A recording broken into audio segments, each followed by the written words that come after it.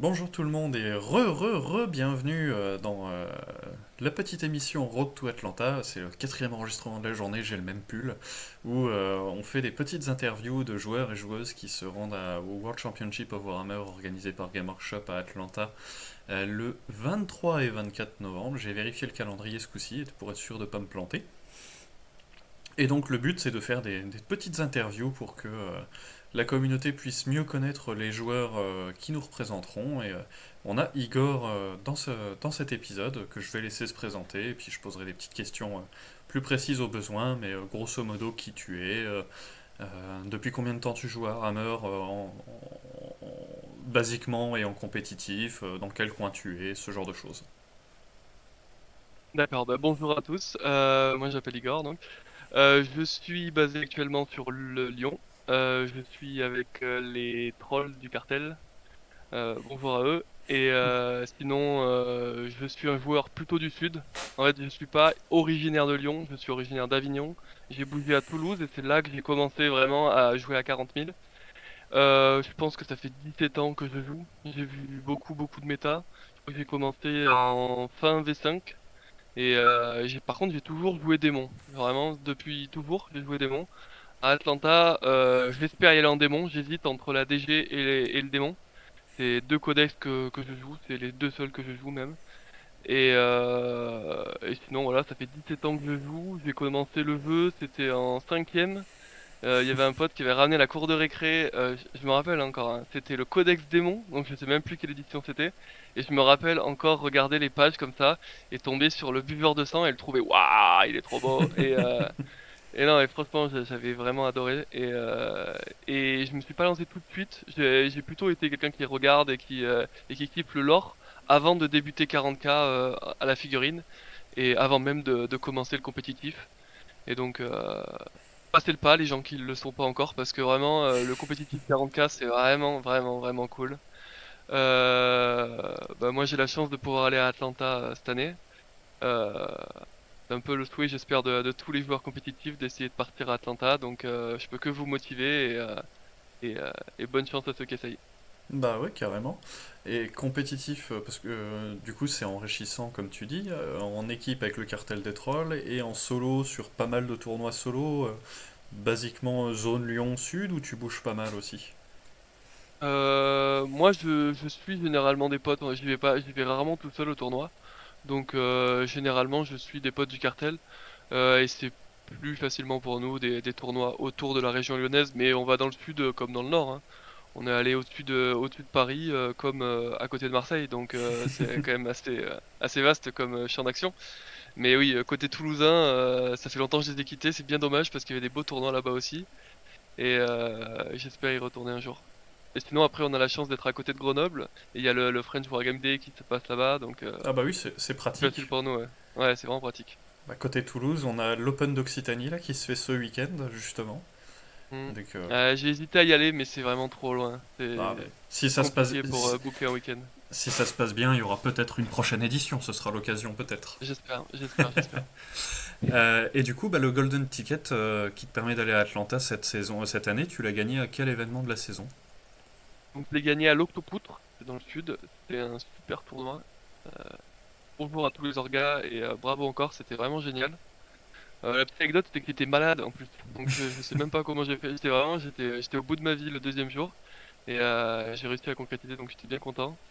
J'ai un peu squeeze la première place parce que la réelle première place c'était Alt F4. J'aurais dû l'avoir pour moi. Mais je crois qu'il a fait un tout petit score face à son opposant. Il a réussi à gagner et finir en deuxième. Mais bon, Alt F4, tu l'as eu toi aussi ton Golden. Je m'en veux pas. Ça, pas de regret, pas de rancœur. Ouais, voilà. Pas de rancœur. En démon du coup ou en Death En Death Guard, c'est pour ça que j'ai hésité à Death Guard parce que surtout que la Death Guard s'est fait buff donc c'est extrêmement fort. C'est pas mal, ouais. Euh... Ouais, non, non, mais on va se le dire, en codex qui peut gérer beaucoup de codex, la Death Guard elle se pose là. Elle gère pas tous ses match-up, mais dans la méta, elle est très propice à faire une petite win contre beaucoup de monde. Ce qui est pas Et mal c'est en ça qu'on solo. cherche en solo. C'est ça qu'on cherche en solo, sachant qu'à Atlanta, un point vous fait gagner la ronde. Donc après, le démon, je l'affectionne depuis des années, donc je serai honoré. et super content de l'amener aussi à Atlanta. Et surtout, j'adore jouer des grosses figues. Et là, il y a des listes avec des grosses figues qui sont jouables et qui sont en plus plutôt fortes. Donc, trop cool. Eh ben écoute, il te reste encore un tout petit peu de temps pour te décider. Et Ouais. quel que soit le codex, du coup, est-ce que tu as un objectif particulier pour la participation à Atlanta? Particulier Euh, personnel ou au sein de la délégation? Bah moi c'est être le meilleur au classement des démons, j'espère. On essaie toujours d'être le meilleur, hein, donc aller le plus haut possible avec Codex Démon, montrer qu'il est fort, montrer qu'il peut battre tout le monde, parce que je le pense, et, euh, et ramener le plus de points pour l'équipe française bien sûr, et viser la meilleure place que je peux obtenir avec un jeu cool et surtout en anglais, donc c'est ça qui va me poser le plus de problèmes là-bas, c'est dialoguer avec l'adversaire en anglais et se faire comprendre. Bah, après, ce qui est pratique, entre guillemets, c'est que l'anglais ne sera pas la langue natale de tout le monde. D'autres joueurs seront dans le Hmm, même cas. Et que l'anglais Warhammer, on arrive toujours à se faire comprendre. il est Il faut plutôt simple, faut un bien petit sûr. niveau minimum quand même. Mais ça reste accessible pour beaucoup de monde. Et faut pas que ce soit une barrière pour participer à des petits events ou à des gros events internationaux, type le War Master par exemple, où on a beaucoup de Français qui sont allés jouer même s'ils maîtrisaient pas totalement l'anglais et qui ont apprécié l'expérience. Parce que, bah, de toute façon, même si tu partages pas la langue, tu partages quand même le même hobby et il y a toujours moyen de se débrouiller.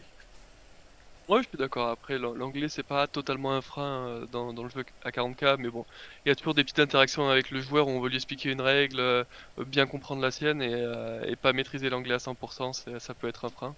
Après, je sais que ça va, je suis pas non plus une bille, mais c'est toujours un exercice qui est compliqué.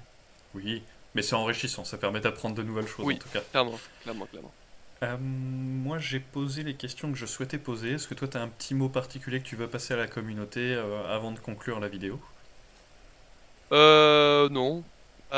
Merci à tous mes adversaires et, et à la prochaine et bientôt sur une table à ceux que j'ai pas encore rencontrés. Ça Ciao, marche. ciao. Et moi, j'avais juste effectivement un dernier petit mot, c'est par rapport à la soutien de la communauté. On a mis Mhm. en place deux cagnottes dont les liens seront en description que vous pouvez utiliser pour soutenir la délégation française, puisqu'elles permettent d'acheter un t-shirt exclusif qui soutient toute la délégation, tout jeu confondu, donc 40K, Age of Sigmar, Underworld et Kill Team, ou un deck de cartes Paria Nexus complet, donc secondaire, carte de déploiement, mission et ainsi de suite, qui permet de soutenir principalement la délégation 40K, puisque les fonds permettront de constituer une cagnotte que la Fédé utilisera pour réduire les coûts personnels de chaque joueur, pour pas que le coût du déplacement soit un frein à la participation, puisqu'on souhaite que ce soit les meilleurs joueurs français possibles qui nous représentent à Atlanta. Donc n'hésitez pas si vous souhaitez soutenir la communauté.